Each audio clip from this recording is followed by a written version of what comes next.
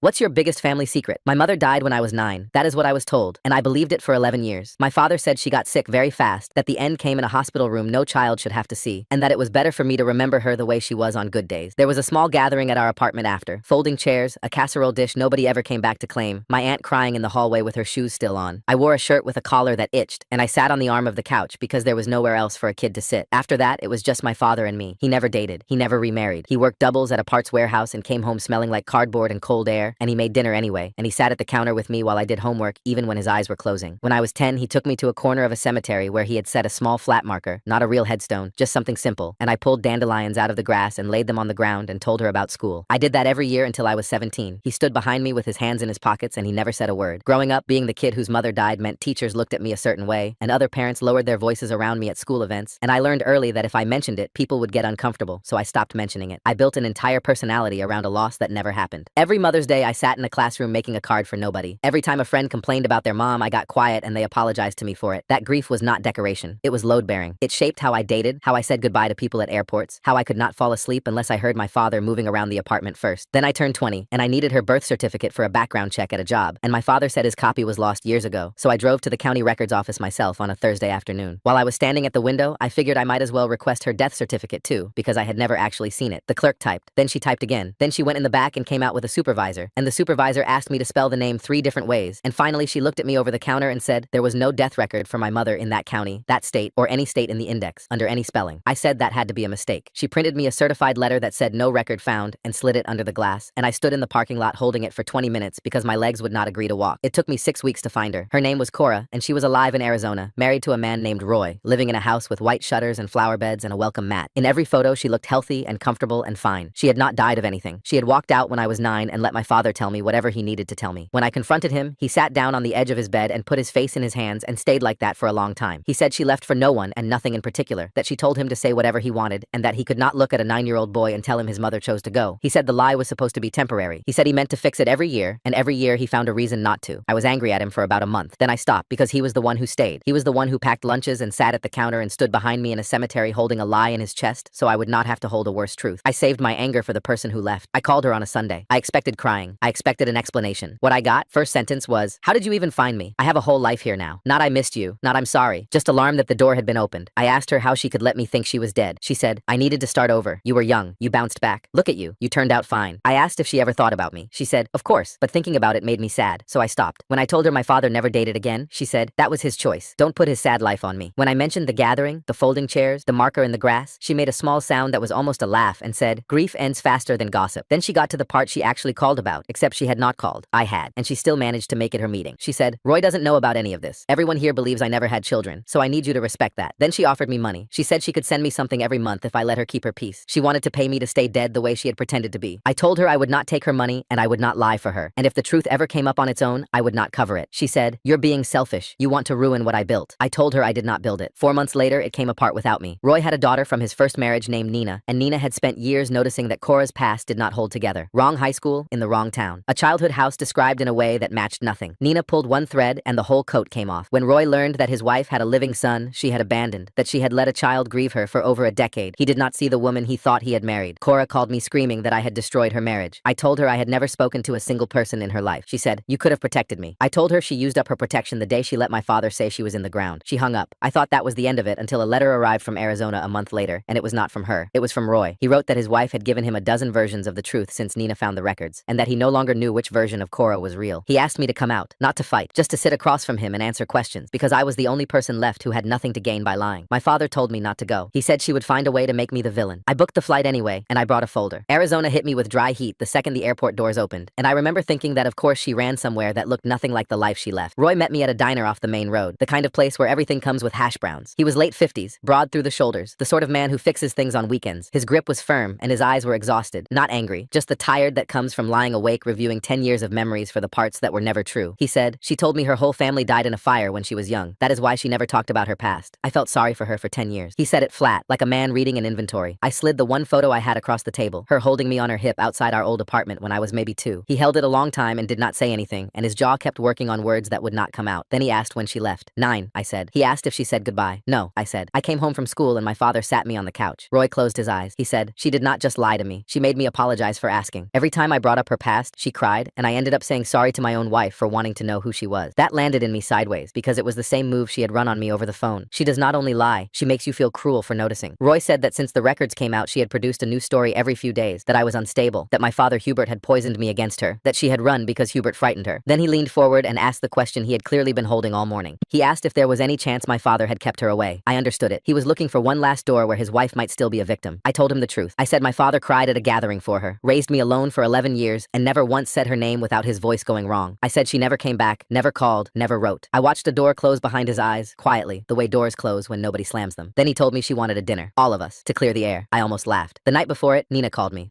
Her voice was quick, like she had been waiting for a window. She said she was the one who started digging and she was not sorry. Then she told me two things. Cora had been coaching Roy in the house, telling him to let her speak first because I would try to make her look like a monster. And Cora had been walking the neighborhood for weeks telling people that her estranged son had been harassing her, that I was troubled, that I had shown up out of nowhere making demands. She was building a story about me before I had said one word to anyone. Nina said the small things had been adding up for years. Cora would name the town she supposedly grew up in and then get the high school wrong. She described a childhood house that matched nothing in that county. Once Nina asked her a plain question about her parents and Cora's eyes filled up so fast that Roy told Nina to drop it, and Nina dropped it. And she said the thing that stuck with me was how efficient the crying was. It arrived exactly when a question got specific, and it stopped exactly when the question went away. Nina said, I thought maybe she was in witness protection. I never imagined she just left a kid behind. Then Nina said Cora had invited a couple from down the street to the dinner. Nina said it plainly. She is bringing an audience. She wants witnesses. I sat on a hotel bed with the air conditioning humming and understood exactly what was being set up. Not a family dinner. A room with a jury already selected. If I came in hot, if I raised my voice even once, those neighbors would see precisely what they had been told to expect, and Cora would cry, and they would comfort her, and the performance would be louder than any fact I brought. So I called my father. Hubert picked up on the first ring. He said, I should have told you when you were old enough. I thought the lie would hurt less than the truth. It only delayed it. Then he said the thing I wrote down on the hotel notepad word for word. He said, don't let her make you feel small. She is very good at making people feel greedy for wanting the bare minimum. After that, I changed my plan. I was not going to accuse her of anything. I was going to ask short questions in front of people who had heard different answers, and I was going to open the folder only when she made me. Her house was nicer in person. White shutters, flower beds, a welcome mat with something cheerful on it. I sat in the rental car for 10 minutes thinking about our old apartment with the thin walls. Then I went in. Roy was standing in the front hall like he had been posted there. The neighbor couple was already on the couch, mid-50s, comfortable, glasses in hand. The woman smiled at me the way you smile at a problem you have been briefed on and said, Cora told us you've had a rough time. It's good for families to talk things through. That one sentence showed me the whole frame. She had not told them her abandoned son was coming. She had told them she was generously opening her home to a troubled young relative. I smiled and said nothing and sat where Roy pointed. Cora came out a few minutes later with a dish towel over her shoulder, hair done, soft blouse, the careful put together of someone who knows she is about to be watched. She hugged me the way you hug someone at a store when other people are looking. She held my shoulders and said, I'm so glad you came. I've wanted this conversation for a long time. She was good. If I had not heard her first sentence on the phone 4 months earlier, I might have believed her. We moved to the dining room. Real plates, cloth napkins, candles, Roy at one end, Cora at the other, Nina at the far side saying nothing, the neighbors across from me. After the compliments about the food, Cora set her fork down and steered. She said, I want to be open, because that's what family does. Then she told them she had been very young, that the relationship had been difficult, that she made the painful decision to let his father raise him because she was not in a good place. Her voice cracked exactly on time. The neighbor woman reached over and squeezed her hand. I ate. I chewed slowly. I let her finish, and when the room turned to me, I set my fork down and said, in the calmest voice I had, can I ask you something, Mom? There was a flinch when I said Mom. Small, fast, gone. I said, if it was so hard, why did you tell Dad to say you were dead? The air went out of the room. The neighbor woman's hand froze on top of Cora's. The neighbor man stopped chewing. Cora blinked twice, and I could watch her scanning versions for the one that fit this audience. She said, that's not exactly what happened. I said, then what happened? Dad held a gathering. People brought food. I was 9 and I cried at my mother's memorial. Was that not real? The neighbor woman drew her hand back into her own lap. Cora straightened and said, your father exaggerated things. I told him I was leaving. Whatever he did after that was his choice. She said it like a memorial for a living woman was a clerical overreaction. Then she went where people go when the truth gets close. She pointed. She said Hubert had been possessive, controlling, that she had been afraid of what he would do if she ever came back, and she put just enough tremble in it to sell bravery. My blood came up. She was describing the man who packed my lunches and worked doubles for my school shoes, but I heard my father's voice in my head, so I kept my volume where it was and said, Dad never dated again. He never raised his voice at me. You're describing someone I have never met. Roy lifted his head for the first time all night and said, you told me the same thing, that your past was dangerous, that people had hurt you. Was any of it true? Cora did not answer him. She pushed her chair back hard enough to scrape the floor, put her hands flat on the table and said, I don't have to be interrogated in my own home. I invited you here to make peace, and you turned it into a trial. That is when I opened the folder. I did not stand. I did not raise my voice. I laid 3 pages on the table between the candles and turned them so the neighbors could read them right side up. The first was the certified letter from the county, the one the clerk printed for me in that parking lot, stating on official paper that no death record existed for her in any index under any spelling. The second was a certified search from the same office showing no divorce was ever filed between Hubert and Cora, in that county or any other, which meant that the marriage she had been living inside for 10 years in Arizona had never legally begun. The third was a single sheet of notebook paper paper in her handwriting, dated the week she left, which my father had kept in a shoebox for 11 years. It was 4 lines long. It told him to tell the boy whatever he wanted, that she was not coming back, and that she would not be contacting anyone. Her name was signed at the bottom in the same loops that were on the birthday cards I still had in a drawer at home. Roy picked up the second page. He read it 3 times. Nina leaned over and read it with him. The neighbor man put on his glasses, read the first page, and set his napkin down on the table. Not folded, just set down, the way a man does when he is finished with more than dinner. Cora said, "Those don't prove anything." I said, "They prove there is no version of this where you were escaping something. There's no death, there's no divorce. There's a note telling my father to lie to me, in your handwriting." She had spent 10 years building a woman out of stories, and stories only work when nobody puts paper next to them. Roy asked me where the second page came from. I told him I had requested it the same week I requested the first one, that it cost $11, that any adult with a name and a date could have walked into an office and gotten it at any point in 10 years. That was the part that took the floor out from under him. Not that the document existed, that it had been sitting there the whole time, cheap and public, waiting for one person to ask. He turned the page over like there might be something on the back. There was nothing on the back. That was the point. The neighbor couple stood up. They did not say goodbye or thank her for dinner. The woman took her purse off the back of her chair, and the man pushed his chair in, and the front door opened and closed, quietly, and nobody at the table watched them go. Roy stood with his hands on the back of his chair and said, "10 years. I held you while you cried about a fire. I told Nina to stop asking questions because I didn't want to upset you." Cora said she had been grieving the person she used to be. Roy shook his head and said, "Grieving people don't lie about dead children." Then he said he was going to stay at his brother's, that he did not know if there was an us after this, and he walked out. Not a slam, just a click. The click was worse. Nina stood up next. She looked at Cora and said, "I felt sorry for you for years. You let me." Then she turned to me and said, "I'm glad you came. You deserve to be in this room." And she left too. Then it was just the two of us, the candles burning low, the clock going, the hum of a refrigerator in the next room. Cora's face was hard now, not sad. She said, "So now what? Everyone knows. Roy is leaving. Are you satisfied?" I said I had not called Roy, had not contacted Nina, had not told the neighbors anything, that I flew out because a man I had never met asked me for the truth, and everything that happened tonight happened because of her lies, not my honesty. She stared at me for a long time. Then she said, "You sound just like your father." She meant it as a wound. I said, "Good." Then her whole posture changed. She leaned in, softened her eyes, tilted her head and said, "What if I came back? What if I tried to be part of your life now? Would you let me?" It was the best performance of the night, and I could see exactly what it was, because Roy was gone, Nina was gone, the neighbors were gone, and the sweet woman with the sad past no longer existed on this street. She was not looking at a son. She was looking at a lifeboat. Somewhere to land, somewhere to start over, using me as the foundation this time instead of my grave. I said, "You want to come back because everyone here just saw who you are and you need somewhere to go. That isn't wanting to be my mom. That's wanting an exit." The softness dropped off her face all at once. She said, "That is not fair." I said, "Neither is a 9-year-old putting dandelions on a marker with nothing under it." She had no answer for that. She looked at the 3 pages still lying between the candles, and she did not touch them. And I understood that she had never once in 10 years considered that a county clerk could end her. She had planned for me. She had planned for Nina. She had planned for a room and an audience and a story with tears in the right places. She had never planned for a filing cabinet. I thought about the clerk who printed that first letter for me and slid it under the glass without knowing what she was handing over, and how the whole thing came apart because a woman at a window typed a name 3 ways and got nothing back. I pushed my chair back and stood. I told her I spent 11 years missing her and 1 year being angry at her, and that sitting in her dining room I did not feel either one anymore. I said I just felt done. I walked down the hall and my shoes were loud on the floor, and behind me her voice came out smaller than I had ever heard it. She said, "So that's it? You fly home and I never hear from you again?" I stopped in the doorway of the house she built on top of my grave, and I said, "Now you know what that feels like." Outside the air was warm and dry. I walked past the flower beds and the welcome mat and got into the rental car and sat there with my hands on the wheel, not shaking, not crying, just breathing. I called my father. Hubert picked up on the first ring, the way he always waited, the way he waited when I was late in high school, the way he waited by the phone the night I flew out. I said, "Hey Dad, I'm coming home." There was a short pause. Then he said, "Good, I'll leave the light on." I put the car in reverse. In the mirror, a woman standing in a lit doorway, getting smaller, and I did not slow down.